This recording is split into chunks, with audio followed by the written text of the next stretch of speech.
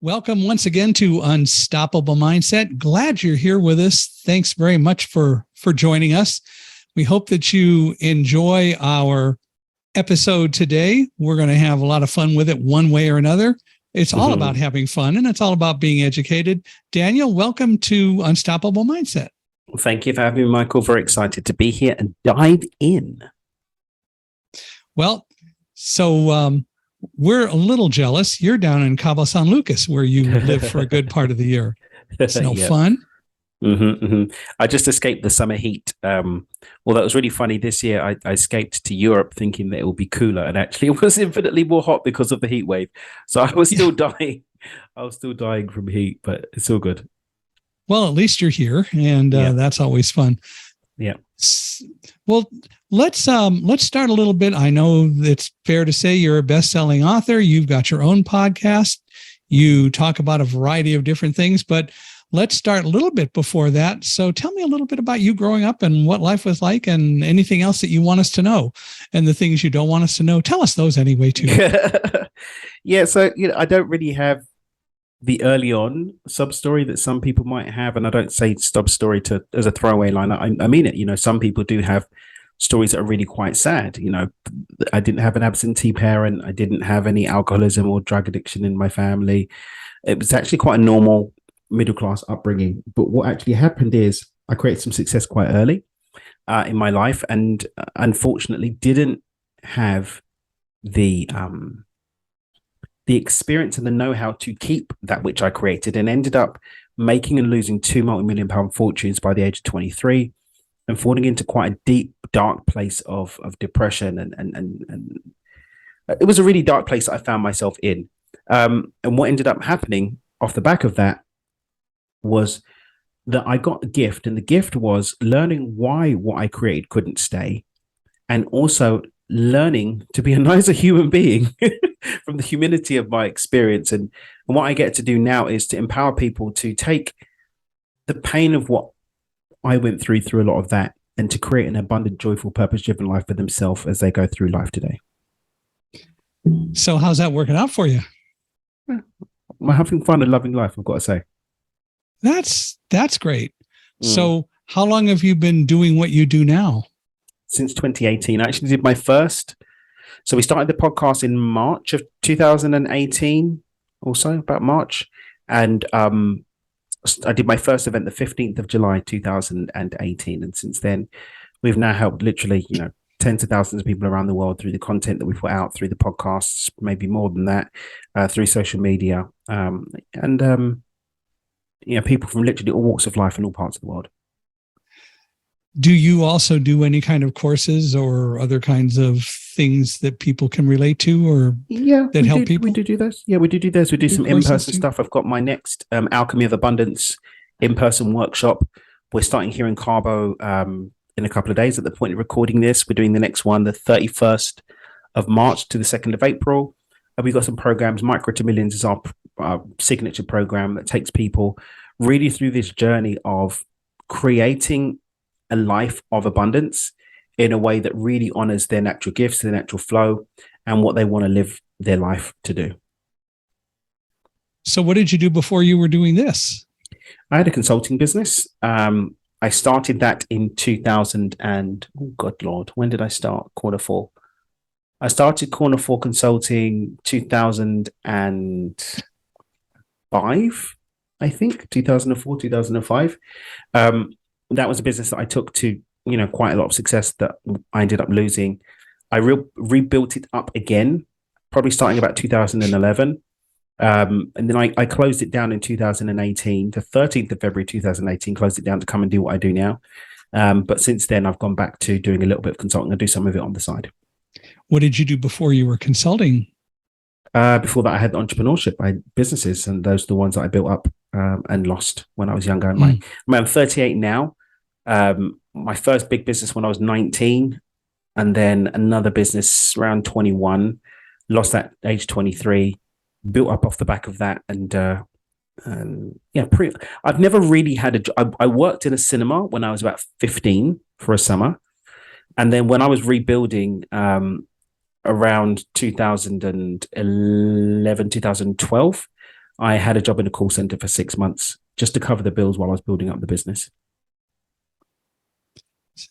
So you didn't do college or anything like that? I did a year of college. I never finished my degree. I did 1 year, exactly 1 year of university. I took a gap year that's lasted 20 years. I took a gap year that's lasted 20 years, funnily enough. I think there's a lot to be said for what you learn in the college of life, as opposed to just going to college. And that's kind of what I hear you saying. It's all about what you learn and then how you deal with it. Yeah. And also, I think it really comes down to what your goals are. I mean, if we go back to the original, the old school where college and universities really, really set up and started, they had a purpose, and that was really preparing people for specific roles in society. As that level of education sort of moved out to more people, that became a little bit more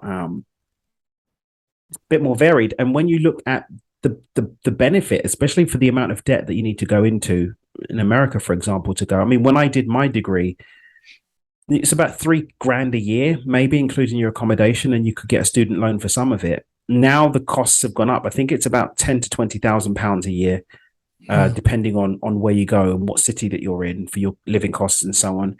But people in the US, you guys go into six figures of debt for a degree, and you have to ask yourself, is this degree me following a formula that other people told me that I should follow? Or is this contributing to what I want to create? For some of us, it's going to contribute to what you're going to create. For some people, the experience of going to university is a big part of them growing up and maturing as a person. So I think it really should be case by case, and you having a personal relationship to that choice versus I'm going to go and do a degree just because people told me that's what I'm supposed to do. I remember when I went to the University of California at Irvine, which was a long time ago. I started there in 1968.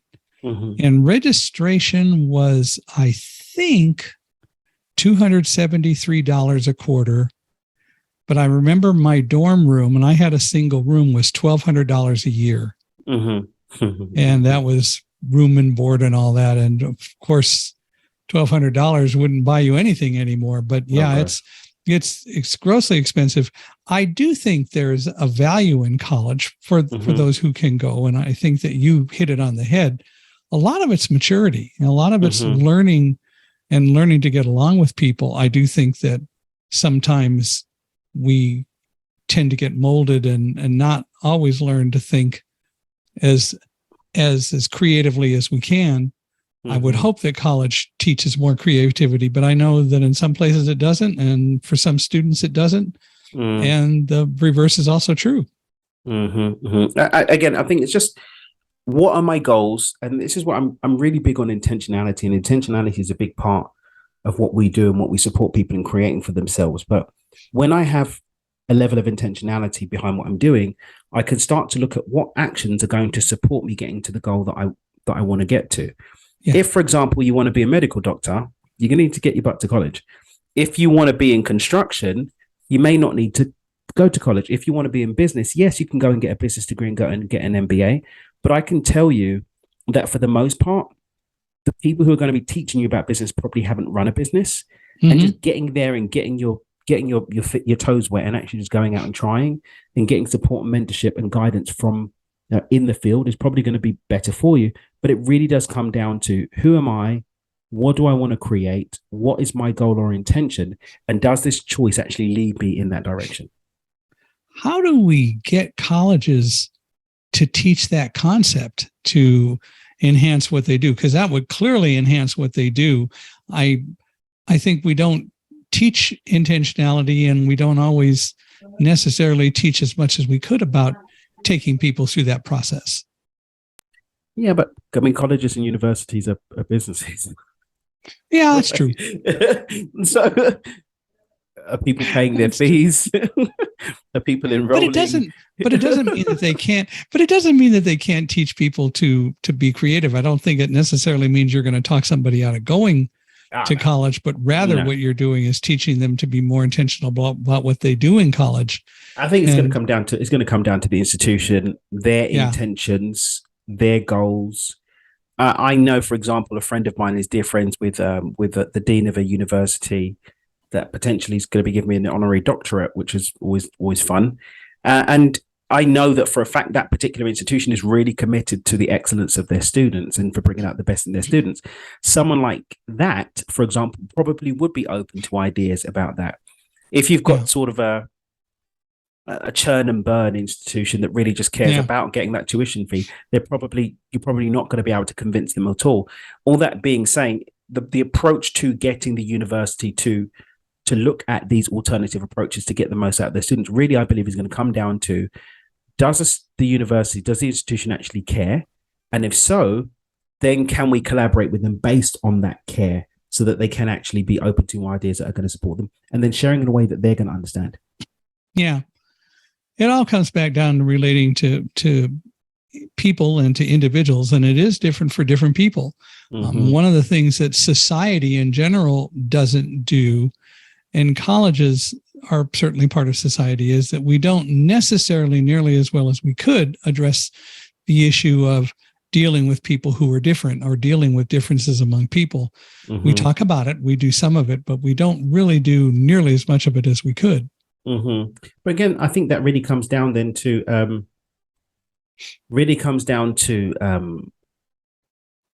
your goals, your intentions, what you're looking to create. And then if you've got that nailed down, then you can start to plot a path to where you want to get to. I think far too many people are just running around with no intentionality, with no direction, and wondering why they don't actually get somewhere. That's my personal experience in witnessing. Yeah. Well, I think that's very true. We also have, I'm thinking specifically of the category of people who happen to be blind or or low vision. The problem is that most of us are still taught, if you're blind, you can't do anything. And so we're not taught how to be creative and how to be intentional and to really set goals and create a mindset. I could call it an unstoppable mindset, but to create a mindset, you could to create a mindset that says, I'm going to really figure out how to do this, go for it, and make it happen. And also be willing to accept setbacks along the way, but still intentionally getting there. And I think that that's part of something that's not just true for blind people, but for a lot of people. We don't teach people that they are really a lot more able to do things than they think, or we might as well use it to be they're not as nearly, they don't learn to be as unstoppable as they can be. So here's where I sit with that one. There's a universal law. One of the universal laws is the law of vibration. And the law of vibration states that we can only operate in terms of answer to the same level of the question. And so when we look at things like the was it the 1 minute, the 10-minute mile, or the 5-minute mile? I can't remember which one. Probably a 5-minute mile or whatever it is, or the 10-second. I think it was originally I think it was originally the 4-minute mile. 4-minute mile, that's the one. Yeah, I know where you're going. Go ahead. And so everybody was operating on the basis of the belief that you couldn't do the mile run in less than the 4 minutes, assuming that we're on the road. And so everybody was operating on that belief. Everyone was coming from that place, and nobody was doing this. Now, the second that somebody stepped up and broke that 4-minute mile, then it became the norm. Yeah. The level of ability that people had to meet that new opportunity, that new outcome, was presented, and more people then were able to go and create these 4-minute mile situations. Yeah, it was amazing what happened after Roger Banister did it. And then suddenly everyone could do it. Figured out they could do it, because people had even said to him when he said he was going to do it, you're going to die. You can't physically do it. Physiologically, it's impossible. And again, their ability to see response was limited to their questioning. They were questioning from the perspective of, oh, I can't. This is what's wrong. This is what's not possible. These are my limitations. When we look at people who are in society, who are facing the choice as to whether they're going to stick where they are, whether they're going to move forward. They, as individuals, are the only one that can be responsible for what's going to happen. If we're waiting for society to step up and say, I'm going to empower you, if you're waiting for the dean of the university to say, I'm going to give you the tools, we're always going to stay stuck. I would invite anybody who's listening to this episode who has anything in their life that they're being told from outside of themselves or even inside of themselves that they can't do it, just to play with the question, but what would happen or what would it look like if I did? Mm-hmm. Not even to say, I'm going to do it, I have to do it, I'm certain that I can do it. Just to toy with the idea, what would it feel like? What would it look like if I did actually do this? What could that look like? All of a sudden now, where we're operating from changes. We're no longer operating from I can't. We're suddenly operating from a maybe. And one of the things that we teach in the work that we do is all that you need is a maybe to open up the doors of possibility to new opportunities, to new insights, to new inspiration, to new evidence from outside of yourself, and maybe then a new outcome. Yeah, it is about getting people to move to that maybe, or to move to the, gee, maybe this really is possible, or I ought to really explore that better. And as I said, unfortunately, too many people are taught way too often that you can't do that, and they don't go beyond it. And that's where it really gets to be an extremely unfortunate occurrence in life, that so many people have just decided or have been taught for so long that they can't do more than they do, that they believe it, and it becomes a very hard wall to break through. And this is where podcasts like yours, stories like yours, these give people the opportunity to have a new choice, but the choice has to be made as an individual. Yeah, we can lead the masses to the well, but we can't make them drink. Right. And part and parcel of my journey has actually just being okay with playing that role of bringing people to the well. But at the end of the day, anyone who's depending on someone or something outside of them to get them over the finish line is never going to get there. If you want to, or if you're feeling a desire or a feeling within you to go and create or do something different, then there has to be a desire within you to actually do the work to get there and to follow through and make that happen. Do you think there's room for mentors in a person's life and coaches to help them? Not only do I think there's room for it, I think it's a completely imperative part of the process. I spend multiple six figures a year on my personal development, multiple six figures. There's always coaches for me, healers, mentors, guides. I was on the call with one of my coaches earlier, and even if it's a skill that I think that I've got down, I still look to be guided and mentored in that, in everything, every part of my life and business.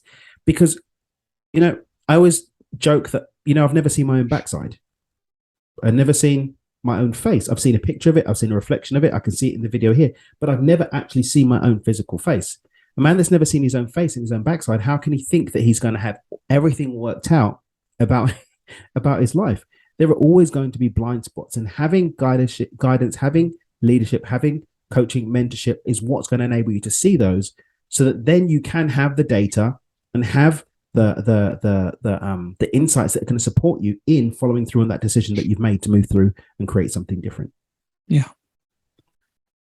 Those people, those individuals who mentor and coach you clearly are people who are helping to open your mind to possibilities. And I think you're right. All of us need mentors. All of us need coaches. What about spending time just by yourself, being more introspective? Like, one of the things that I advocate is every day people should take a few minutes at the end of the day and just stop, maybe even when they're lying in bed, think about what happened today, what worked, what didn't work, what did I do well, why was it well, and could I have done it better, and what didn't work, and all that. I'm a firm believer in introspection, and I used to use the words, I do that because I'm my own worst critic, and I realized that's not the right thing to say. It should be, I do that because I want to grow, and I'm in the best position possible, if I truly do it, to take that information and learn from it. I mean, I'm a firm advocate in journaling as being a really great practice. to include in your day. I've got particular prompts I use in the morning and in the evening just to reflect on what I've created, because if we're talking about personal responsibility in terms of showing up for ourselves and so on, and if I'm not taking audit, then how am I going to know the impact or the effects of the choices that I'm making so that I can course correct it and continue to move forward in a positive direction? So taking that time out and engaging with that in that time in a way that's going to work for you and is going to serve you, I think, is imperative. But certainly recognizing that if you're not taking score, it's going to be very difficult for you to stay on point and stay on target and get to your end goal. Yeah.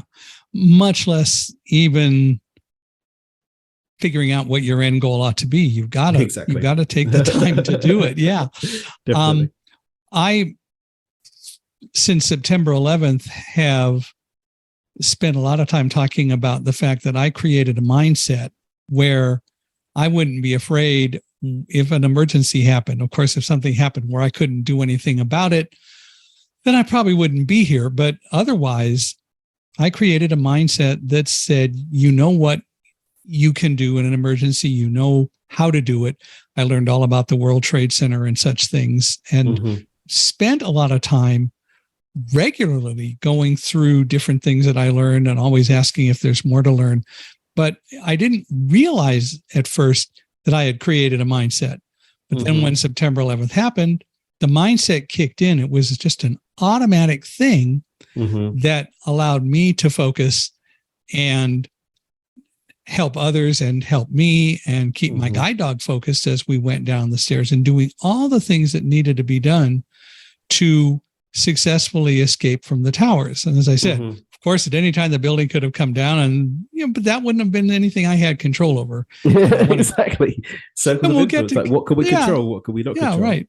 That's right. And we'll get to that. But the thing is, I developed a mindset, but I never really started talking about how others can develop that mindset. And what I've come to realize is it really started with a concept that was subconsciously or unconscious to me at the time. I was saying there's no need to really have such a blinding fear that you can't move beyond it, that you need to use fear as a tool to help you focus and heighten senses. But if you become, as I call it, blinded by fear, then you've given up and you don't have a way to move forward. And so we're getting ready to write a book. Actually, we started writing a book. I'm looking at the first draft of it now. We're calling it A Guide Dog's Guide to Being Brave, because we use dogs throughout the book to talk about what they go through and what people go through and so on. But it's all about teaching people you don't need to be blinded by fear in unexpected situations. You can be, to use your words, intentional about being able to move forward and developing a mindset that allows you to cope with things you don't expect. And recognizing, accepting, and understanding there are always going to be things that you don't expect. Yeah. That's life. Life has got stuff that's going to show up, that's going to happen that you don't understand, that you're not ready for. There's always a tower that can come down on you, physically or metaphorically. But it's, do you hold on to your guide dog, whether that is a physical dog, whether it's a mentor, whether it's a book, whether it's a podcast, and to allow that to be the support for you? Because the guide dog can lead you out, but it can't walk for you. Your coach or your mentor, your guide, they can give you the tools, but they can't make you use them. We still have to step up and do that ourselves. Well, it's even more subtle because a guide dog doesn't lead. And that's what most people say. And, you know, not picking on you for the terminology, but what a guide dog does is guides. That is to say, it's not the dog's job to know where to go and how to get there. That has to be my job. And my job is to direct the dog. So I will tell the dog when I want the dog to go forward or left or right. The dog's job is to make sure that we walk safely in the process. So we are a team. We each have a job to do to make the team successful. But the reality is it is a team. And the last thing, in fact, I want is a dog that thinks it knows where I want to go. So, for example, at the World Trade Center, I spent hours, and this is one of the ways that helped me, I spent hours trying to walk different ways to get to the same point just so the dog wouldn't get in the habit of going one way to get somewhere, because what would happen if that way were blocked by fire or something else? Now, doing that in a building or a complex of buildings is a little bit challenging because there aren't that many ways to get from point A to point B. But even if you have two or three, and even if one is, instead of going up an escalator and walking through the arcade in the middle of the World Trade Center and then going into Tower 1, which we did, or another time going on the 4th level down through a parking lot and up an escalator right into Tower 1, or sometimes going up the escalator to the arcade and then turning left, walking around a little bit, and then going back. The bottom line is, what I didn't want the dog to do was to get into the habit of knowing where to go, because that could be a dangerous situation.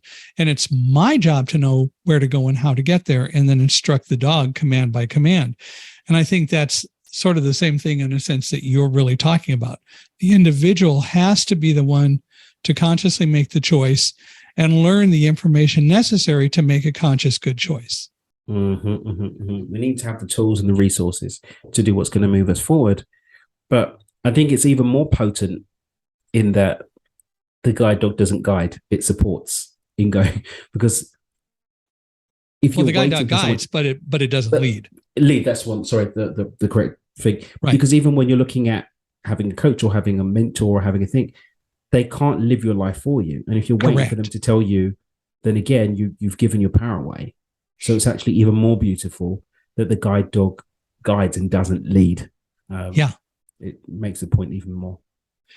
You mentioned, and I think we both kind of mentioned, control a little bit. One of the things that happened to me after September 11th was I kept hearing people say, we got to get back to normal. We can't stay the way we are. We got to get back to normal. And it took me a long time to realize that when I felt anger or frustration over that, it was because the reality is normal would never be the same again. And we can't control going back to something that we'll never be able to do again. So I guess there are really two questions. One is getting back to normal, and we always change, and we're going to do that. But the other thing is we stress ourselves by worrying about so many things over which we don't have control. Well, I'll tackle the first bit first. In my opinion, so I like to refer back to nature. And in nature, if at any point something stops growing, that's when it's dead. We as humans, when we die, something stops functioning, or if we die of old age, what happens is the telomeres in our DNA strand stop replicating, and therefore we lead to expiry. That's literally what happens. A plant that stops growing dies. And so when we say go back to normal, that's assuming that things are not growing and changing, much to your point. And if they're not growing or changing, then they're dying. So if we are at the same place of normal, then we're on the road to degradation. So because of that, something that's in a healthy space, a healthy growing space, is never going to be the same, because it's always going to be moving forward. So if we're looking to move back into a space of degradation, that's never going to be supportive. We want to be looking forward to, okay, based on the new information I've learned today, going back to what we were discussing earlier about reviewing at the end of the day, based on what I learned, based on the new things that have come into my experience, the new input, the new skills, the new challenges, new questions, the new things that have been uncovered, how am I going to approach tomorrow from a grown, expanded place? And because we are looking for probably this control, we want to go, let me go back to a place that's familiar so I can try and control things. But control is an illusion. And when we look at another big thing that's happened in our lifetimes, which is, the pandemic that is reportedly coming down to a close or whatever, I think one of the reasons why so many people are thrown into disarray is because they realize just how little control that they actually had. Within a very, very short period of time, a lot of illusionary ideas of control were shown to be just that, were shown to be illusions. And that's something that people struggled, I think, to deal with. But control is an illusion. What we do have is creative capacity. But once the ball's rolling, once those things are turning, it's what do I do with what's shown up based on what I can control, which for the most part is only me, my reactions, my choices in terms of how I'm going to respond to something, and my preparedness to deal with things that may or may not show up in my life. Yeah. And the problem that we have is that we think we can control everything about us. And So when we don't have control and we get that rude awakening from time to time, we get very frustrated rather than going, oh, why am I even worried about that? What am I going to be able to do about it? I mean, politics, for example, and politicians are always trying to control us through fear. And they don't have that control over us unless we let them. Likewise, we can't control what they do other than to step back. In the case of the United States and the House of Representatives, for example, every 2 years, we can decide whether this person is best representing us or not, and then say, you're welcome to stay or go away. That's the control that we have, but we don't have a lot of the control that we think. And there's so many other things. People are talking so much about climate change. In this country, it's discussed a lot. In this country, we talk about inflation. I'm sure that's something that happens most places. The reality is a lot of the factors related to that, we don't have any control over, but we're allowing ourselves to be made to be afraid by people who are just as clueless about that, but they want to blame somebody else rather than recognizing we don't have control over those things. How do we deal with what we have control over? I mean, in the US, for example, it's a democratic country. What you've got is you've got the voting booth, right? And then you've got discernment in terms of listening to people who haven't had a track record in leadership or provided results, or even, I mean, a lot of career politicians in all sort of parts of the world, you can look at their track record. What have they done since they've been in office? If someone's a career politician, they've made promises and been voted into different offices at different points in their career. Have they actually been in integrity to those 2 points? How have they shown up? If you're going to get lost in rhetoric and get lost in, the hype, which happens, I think, a lot in election cycles, oh yes, the hype and all of the things, then that's where your power was. Your power was was right there in who you voted in. If once someone's voted in, you're not going to do anything about using your voice in the voting booth or whatever. A lot of people, I don't bother voting. It doesn't change anything anyway. Well, there's enough of you saying it's not good. They're all the same. Okay, well then find someone that's not the same. But not every person's the same. Yeah, right. Well, and true. And, I hear so many people saying, well, I trust this guy. He speaks my language. That's not the issue. The issue is, what has he really done? What can you point to about this man or this woman? Not what other people say, but what has he really done or not done? Or the new person who wants to come in and says, I'm going to make all these changes. The issue still is, what have you done to demonstrate that you can do that? Don't talk in generalities, get specific. Not only what have you done to show you can, what have you done to demonstrate that you will? Yeah, that's a good point. Absolutely, that's a good point. How do we know you're going to do it? You have to convince us, or we should create that mindset and ask those questions. And I think that's really the issue. But you're absolutely right. Rather than worrying about all the things that we can't control, we need to become more intentional about the way we vote. It's one thing. That's one thing. I was speaking to somebody a little while ago, and he was saying, he's creating disruption in entrepreneurship. And he said when a lot of these social issues were coming out, what he did was he said, okay, guys, I can talk about these social issues, but that's not going to change anything. Instead, what I'm going to do is we're going to make the voting day a paid day off in this company so that you can actually go and do something real. We're not going to sit here and talk about it and create division in the workplace. You have a way that you want this country to be run, head over to the voting booth, go and get involved in your local community, go and do something real about it, and I will give you a paid day off to do that. And that's what he's doing instead.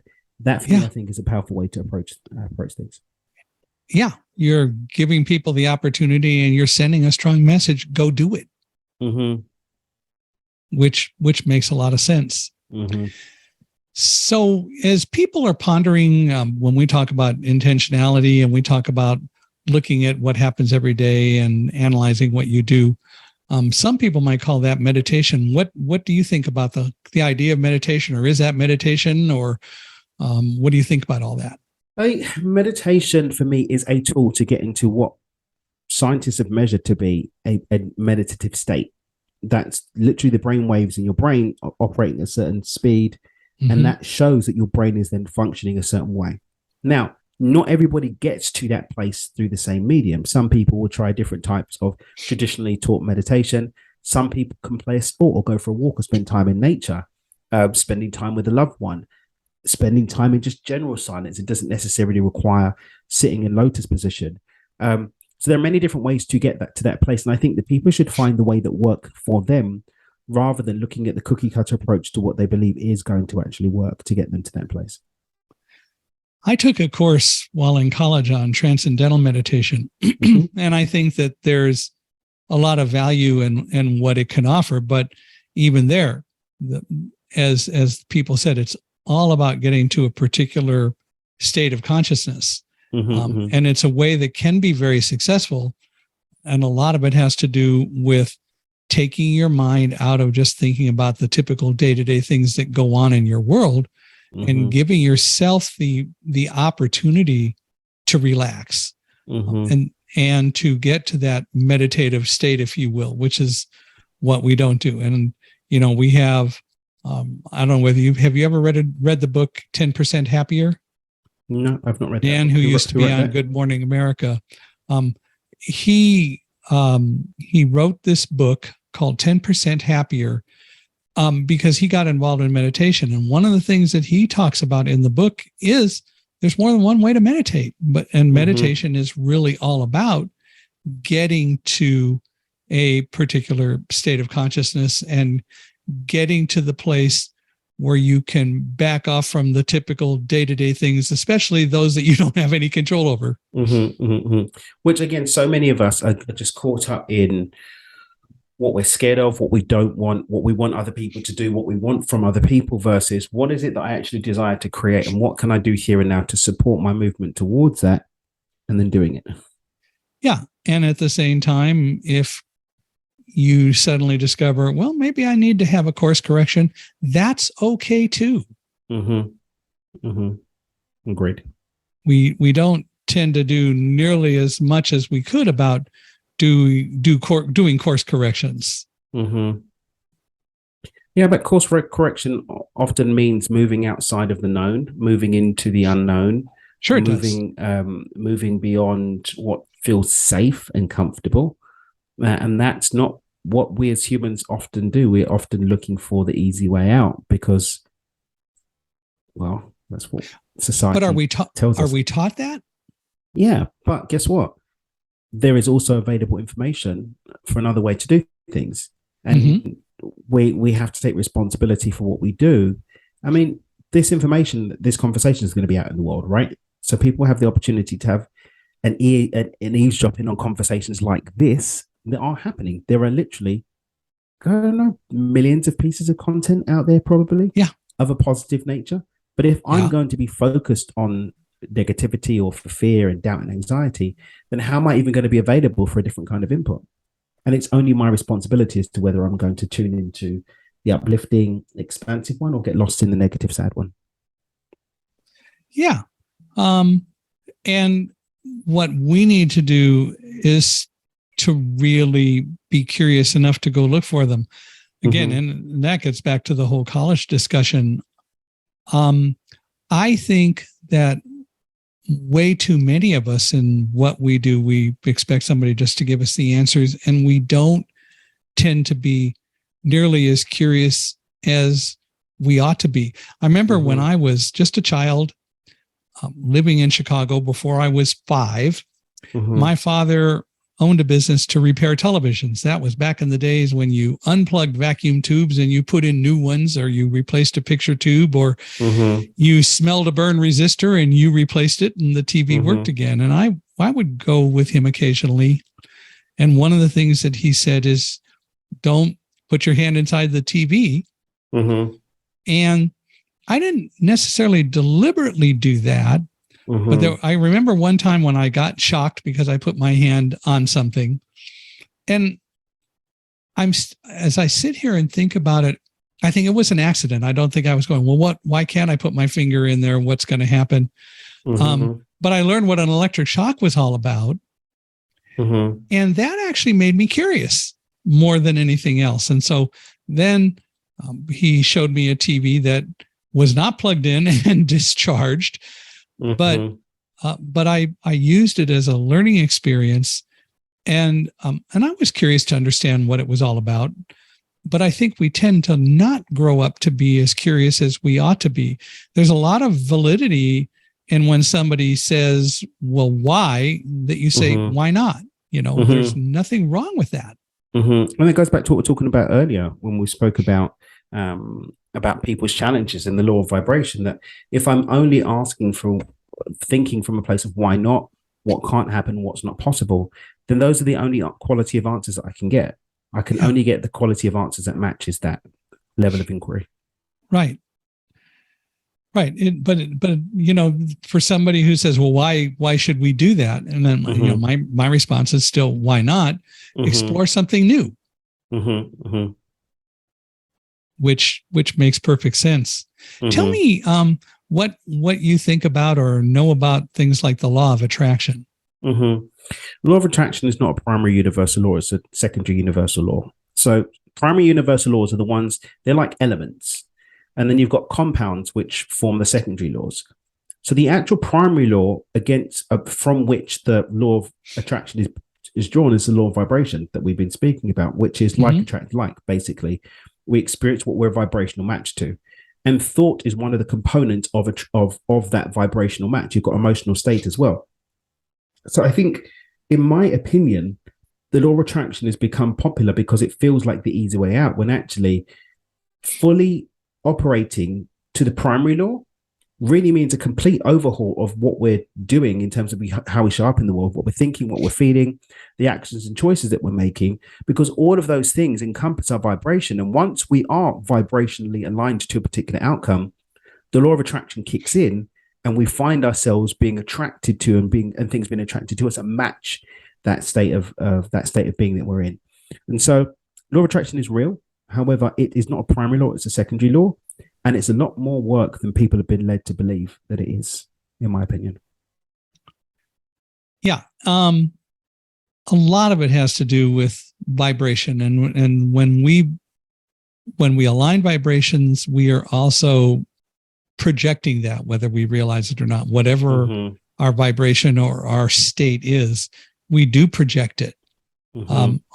One person on this podcast a while ago talked about an experiment that someone did with plants. And when people projected a more positive image in their own mind, the plants reacted differently than when they thought about killing the plant or pouring hot water on the plant or digging the plant up.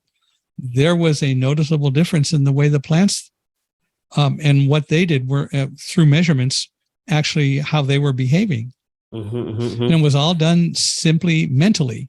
I mean, thought is real. Thoughts can be measured. Real. They can be measured. They can be weighted. So there's substance to it, and if we honor that and bring a level of intentionality to how we're showing up with our thoughts and our emotions, we'll start to see that measured thing showing up in a measured way in our physical life every day.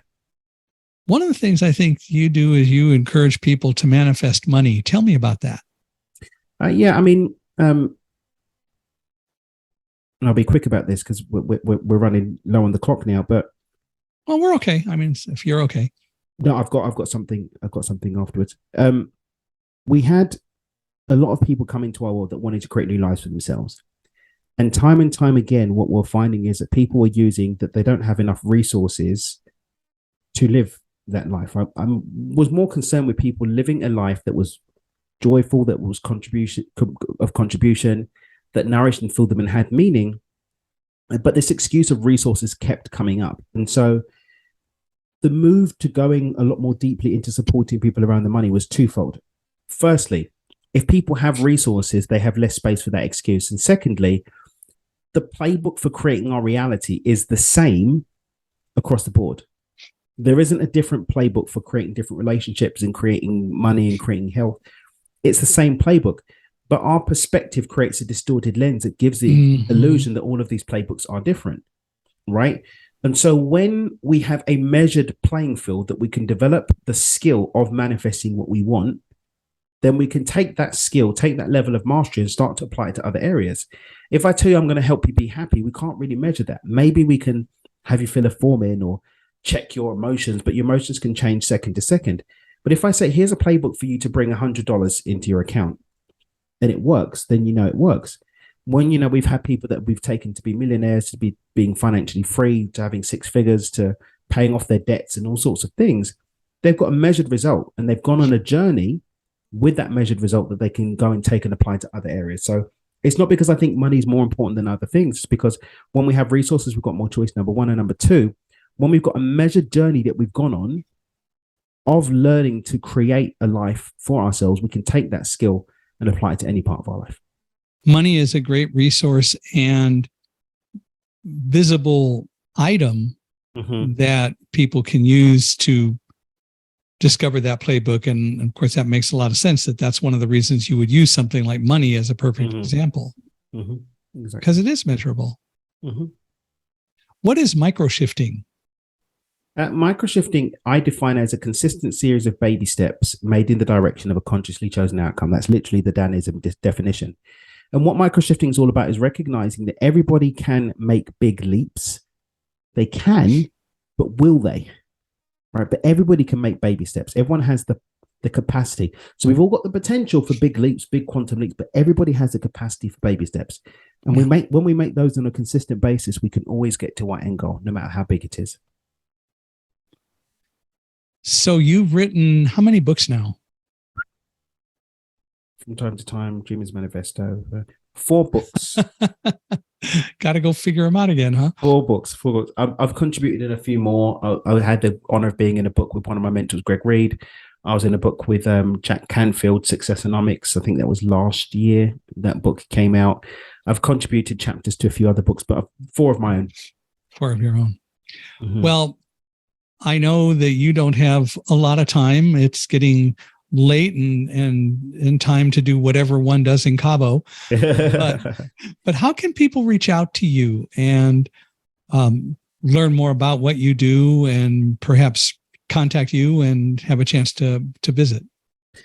Definitely head over to dreamwithdan.com, and we've got a really cool resource. We've actually got a quiz that we developed that helps you to discover what your block to abundance is and gives you some resources to actually move through those. So head over to dreamwithdan.com.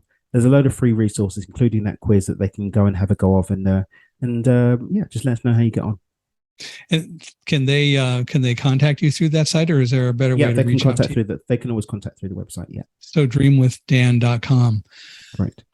Well, I hope people will do that. Have any of your books, I always ask this when people have written books, have any of your books, to your knowledge, been converted to audio?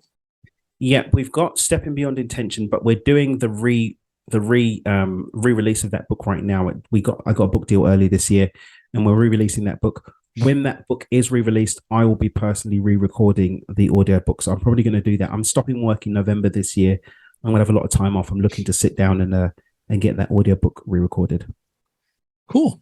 Well, be excited to read it, and I know other people will as well. And hopefully they'll go out and find some of your other books, and that they will learn. And I think we all will. I found this instructive and inspiring, and I'm really glad that you came, and we appreciate it.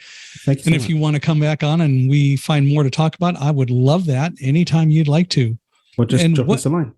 We'll do it. And what's your podcast so people can find your podcast? Yeah, so everything's on the website. It's a really great sort of roadmap to everything. But we've got Do It with Dan, which is my motivational podcast, and we've got Beyond Success, which is my business podcast.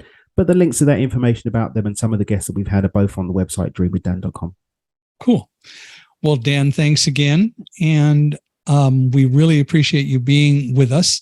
And for all of you listening, thanks very much. I hope you'll give us a 5-star rating. I would appreciate it if you would give us a 5-star rating right now as we finish, wherever you're listening to us. I would also be very happy if you'd reach out to me directly if you've got any thoughts or comments. You can email me at michaelhi@accessiby.com.